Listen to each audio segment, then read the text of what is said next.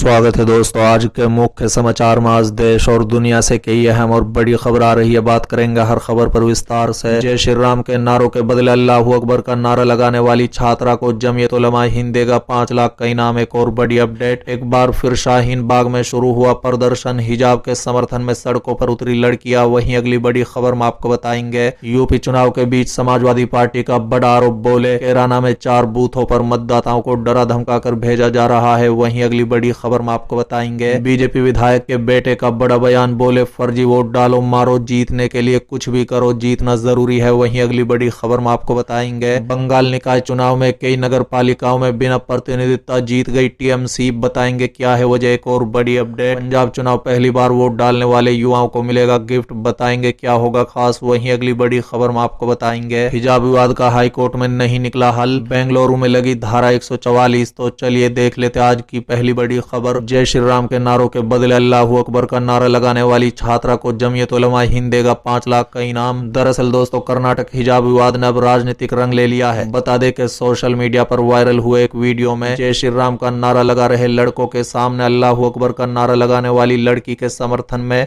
उतरने वालों की संख्या बढ़ती जा रही है। बता दें कि एआईएमआईएम चीफ हैदराबाद से सांसद असदुद्दीन ओवैसी के बाद जमीयत उलमा हिंद के अध्यक्ष हजरत मौलाना महमूद हसन मदनी ने समर्थन करते हुए 5 लाख रुपए इनाम देने की घोषणा की है। साथ ही उसके समर्थन में पोस्टर जारी कर लिखा गया है कि अपने संवैधानिक और धार्मिक अधिकारों के लिए विरोध की तेज हवा के सामने डटकर पूरे हौसले से मुकाबला करने वाली पीआईएस कॉलेज मीडिया की बहादुर छात्रा बीबी मुस्कान खान पुत्री मोहम्मद हुसैन खान को जमीयत उलमा हिंद के अध्यक्ष हजरत मौलाना महमूद हसन मदनी जी की हार्दिक बधाई और उज्जवल भविष्य के लिए शुभकामनाएं। बता दें कि जमीयत उलमा हिंद ने इस बहादुर बेटी के हौसला अफजाई के लिए 5 लाख रुपए के नगद इनाम की घोषणा की है। चलिए अगली खबर, एक बार फिर शाहीन बाग में शुरू हुआ प्रदर्शन। हिजाब के समर्थन में सड़कों पर उतरी लड़कियां। दरअसल दोस्तों, कर्नाटक का हिजाब विवाद अब राजधानी दिल्ली में भी दस्तक दे चुका है और एक बार फिर शाहीन बाग इसको लेकर सुर्खियों में आ गया है। बता दें कि शाहीन बाग पर कुछ लड़कियां कर्नाटक के हिजाब विवाद के खिलाफ उतर आई हैं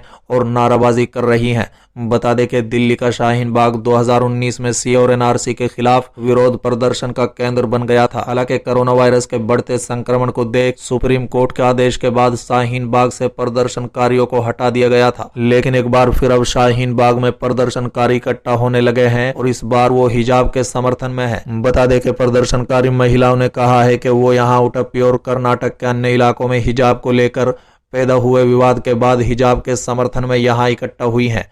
उनका कहना है कि हिजाब पहनना उनका संवैधानिक और धार्मिक अधिकार है और वो इसके समर्थन में प्रदर्शन कर रही हैं। चलिए अगली खबर, यूपी चुनाव के बीच समाजवादी पार्टी का बड़ा आरोप, बोले कैराना में 4 बूथों पर मतदाताओं को डरा धमका कर भेजा जा रहा है वापस। दरअसल दोस्तों, उत्तर प्रदेश में पहले चरण के मतदान के बीच समाजवादी पार्टी ने आरोप लगाया है कि शामली जिले के कैराना के 8 विधानसभा के ग्राम डुंडूखेड़ा के बूथ संख्या 347, 348, 349 और 350 पर गरीब वर्ग के मतदाताओं को डरा धमका कर वोट की लाइनों से हटाकर वापस भेजा जा रहा है। पार्टी ने कहा है कि इसका तत्काल संज्ञान लेकर कार्रवाई शुरू करें। चलिए अगली खबर, बीजेपी विधायक के बेटे का विवादित बयान, बोले फर्जी वोट डालो मारो, जीतने के लिए कुछ भी करो, जीतना जरूरी है। दरअसल दोस्तों, विधानसभा चुनाव का पहला चरण शुरू हो चुका है और पहले चरण के लिए वोटिंग हो चुकी है, लेकिन इससे पहले पार्टियों के नेता जीत हासिल करने के लिए कुछ भी करने को तैयार हैं। दोस्तों, दरअसल भाजपा विधायक पक्षालिका सिंह के बेटे का एक विवादित वीडियो सामने आया है। वीडियो में विधायक का बेटा लोगों से फर्जी वोटिंग करने के लिए बोल रहा है,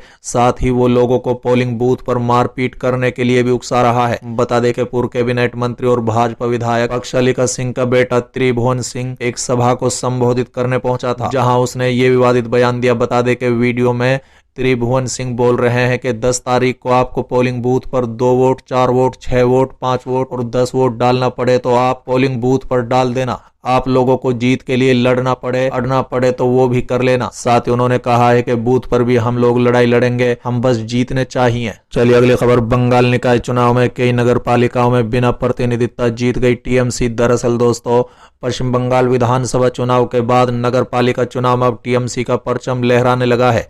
बता दें कि बुधवार को राज्य के 108 नगर पालिकाओं में 27 फरवरी को होने वाले चुनाव को लेकर नामांकन पत्र दाखिल करने की अंतिम तारीख थी, लेकिन नामांकन दाखिल करने का अंतिम दिन ये देखा गया है कि राज्य के कई नगर पालिकाओं में टीएमसी के उम्मीदवार बिना प्रतिनिधित्व ही जीत गए हैं। विरोधी दल बीजेपी, माकपा और कांग्रेस कोई भी उम्मीदवार नहीं खड़ा कर पाए। बता दें कि सुबह से ही नामांकन दाखिल करने को लेकर राज्य के विभिन्न हिस्सों में मारपीट और हिंसक वारदातें हुई। चलिए अगली खबर, पंजाब चुनाव, पहली बार वोट डालने वाले युवाओं को मिलेगा गिफ्ट, बताएंगे क्या होगा खास तोहफा। दरअसल दोस्तों, पंजाब विधानसभा चुनाव के मद्देनजर 20 फरवरी को राज्य की नई सरकार चुनने के लिए वोट डाले जाएंगे। इस बार लाखों ऐसे युवा हैं जो पहली बार वोट करेंगे। बता दें कि 18 से 19 साल के इन युवाओं में वोट डालने को लेकर गजब का उत्साह दिखाई दे रहा है। दोस्तों, दरअसल अमृतसर से चुनाव आयोग ने मतदान के लिए जागरूकता अभियान की शुरुआत की। इस बीच जिला निर्वाचन अधिकारी गुरप्रीत सिंह खोरा ने मतदान प्रतिशत बढ़ाने के लिए पहली बार वोट डालने वाले युवा वोटरों को गिफ्ट कूपन देने की पहल की है। इस दौरान उन्होंने कहा है कि प्रशासन हर तरफ से पूरी कोशिश कर रही है कि विधानसभा चुनाव में अधिक से अधिक वोट पड़े, इसलिए हमने पहली बार मतदान करने वालों को गिफ्ट कूपन देने का ऐलान भी किया है। चलिए अगली खबर, हिजाब विवाद का हाई कोर्ट में नहीं निकला हल, बेंगलुरु में लगी धारा 144। दरअसल दोस्तों, कर्नाटक में स्कूल और कॉलेजों में मुस्लिम छात्राओं को हिजाब पहनने पर जारी विवाद का हल आज भी नहीं निकल सका है। बता दें कि कर्नाटक हाई कोर्ट ने आज लगातार दूसरे दिन इस मामले की सुनवाई की, लेकिन कोई फैसला नहीं आया। बता दें कि जस्टिस कृष्णा दीक्षित की अदालत ने इस मामले को बड़ी बेंच के समक्ष भेजने का फैसला लिया है। बता दें कि केस की सुनवाई कर रही बेंच ने कहा है कि इस मामले को बड़ी बेंच के समक्ष भेजा जाना चाहिए। हालांकि दोनों पक्षों ने कहा है कि इस मामले को भले ही ऊपर भेजा जाए, लेकिन मामले का जल्द ही हल निकलना चाहिए। इस बीच कर्नाटक में उडुपी, बेंगलुरु समेत सभी शहरों में शांति बनी रहे।